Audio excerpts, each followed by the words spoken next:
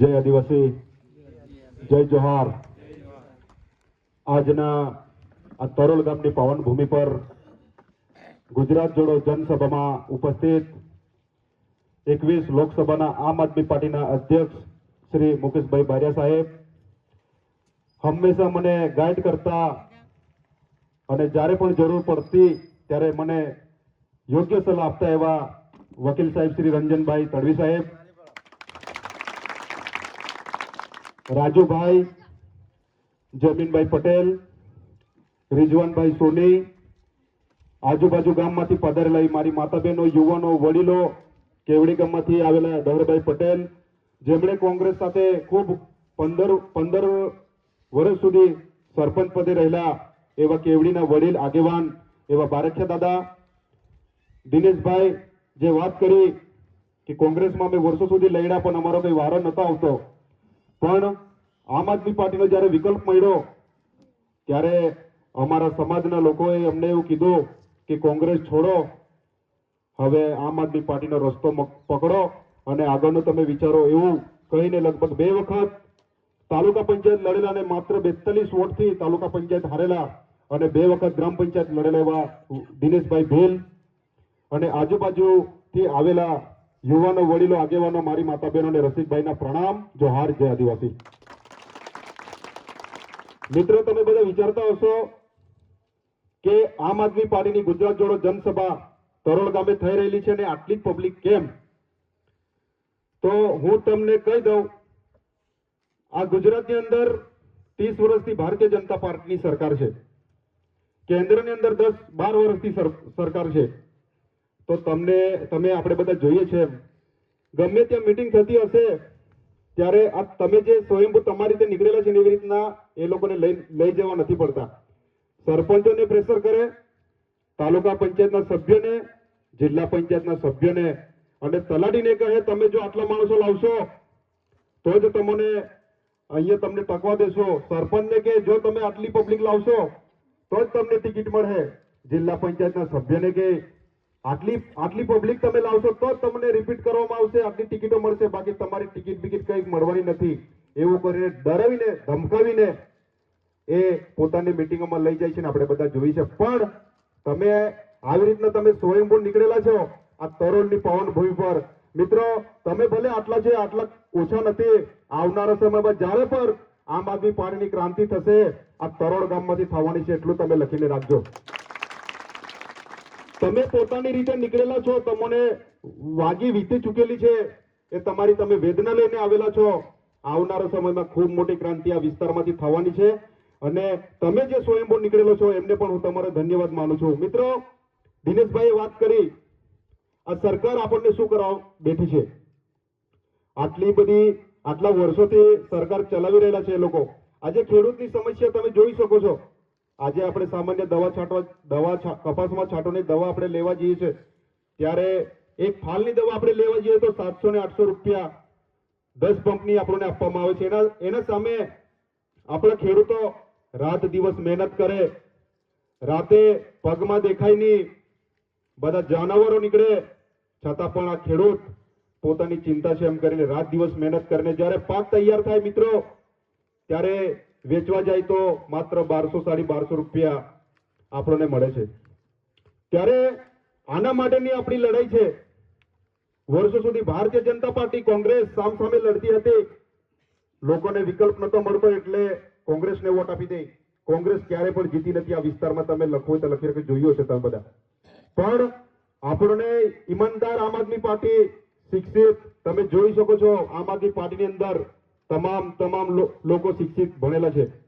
ચૈતરભાઈની જે લડત છે મેન સમાજનો ઉદ્ધાર કરવાનો, સમાજને આગળ લઈ જવા માટે, એટલું જ નહીં આદિવાસી માટે તમામ SC ST માઇનોરિટી તમામને આગળ લઈને ચાલનારા એકમાત્ર ધારાસભ્ય એ તો ચૈતરભાઈ વસાવા છે, જે સમાજની ચિંતા કરે છે।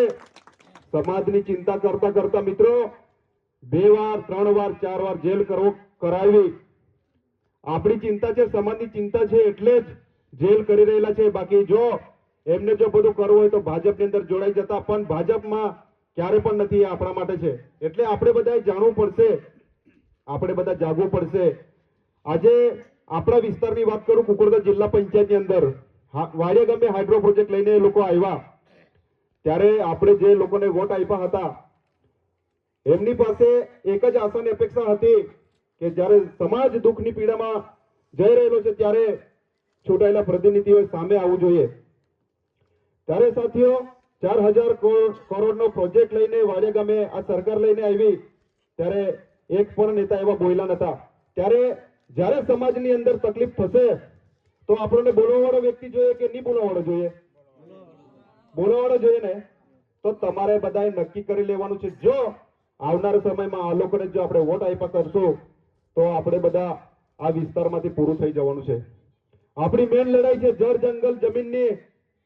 આદિવાસીઓને જેટલા બંધારણની અંદર રાઈટ મળેલા છે એ રાઈટ આપણને મળેલા છે, એનું આપણે એ બંધારણના કાયદા છે એ પ્રમાણે ચાલવાનું છે. આપણે કોઈને ધમકાવવાના નથી કે કોઈને કશું કરવાનું નથી. પણ આવનારા સમયમાં તમારે જે લોક અધિકાર મત આપવાનો અધિકાર મળેલો છે બંધારણની અંદર, જે મત આપવાનો અધિકાર મળેલો છે, આવનારા સમયમાં એ ભાજપ હશે, કોંગ્રેસ હશે, પણ આમ આદમી પાર્ટીનું ઝાડુનું બટન હશે, એમની પર ધરખમ તમારે એના પર બટન દબાવવાનું છે અને આવનારા સમયમાં તાલુકા પંચાયત ને જિલ્લા પંચાયત આ વિસ્તારમાંથી આપણે જીતવાની છે. અમને એવું છે જે બોલશે એમને દબાઈ દેવાનો. જે બોલે, અમે મીટિંગો કરીએ છીએ એટલે અમને ખબર છે, જ્યારે અમે મીટિંગો કરીએ છીએ ત્યારે જગ્યા પણ અમને આપવામાં નથી આવતી, હેરાનગતિ કરવાનું ચાલુ કરી દે છે. પણ જે પણ આવા હેરાન કરવાવાળા માણસો છે એમને હું કહેવા માંગુ છું, આ વિસ્તારમાં રસિકભાઈ જેવો યુવાન છે, ભણી ગણીને બધું જાણતો થઈ ગયેલો છે, બંધારણ એને રાઈટ મળેલા છે એ પણ જાણતો થઈ ગયેલો છે. મિત્રો, બંધારણની અંદર આર્ટિકલ 19A થી C સુધી અલગ અલગ પ્રાવધાન મળેલા છે આપણને. આપણે સંગઠન બનાવી શકીએ, સભા પણ કરી શકીએ અને આપણે હરવા ફરવાની સ્વતંત્ર આપવામાં આવેલી છે બંધારણની અંદર. એવું બધું અમે જાણતા થઈ ગયેલા છે. એટલે આવનારા સમયમાં આપણે કોઈને કઈ કરવાનું નથી, પણ આપણે મતથી એમને જવાબ આપવાનો છે અને આવનારા સમયમાં આમ આદમી પાર્ટીની બોડી બને આપણા તાલુકામાં, એવી રીતના આપણે બધાએ મત આપવાનો છે.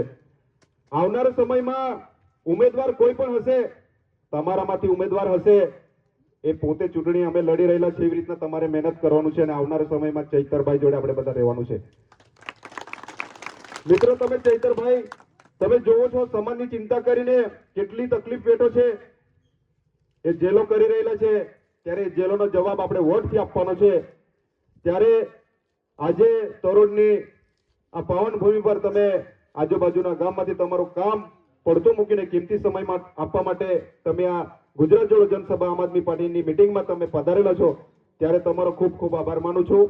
સમયને અનુલક્ષીને આગળના વક્તા પણ આપણી બોલવાના છે, ત્યારે એમને તક મળશે. આટલી વાત કહીને મારી વાણીને વિરામ આપું છું. ધન્યવાદ.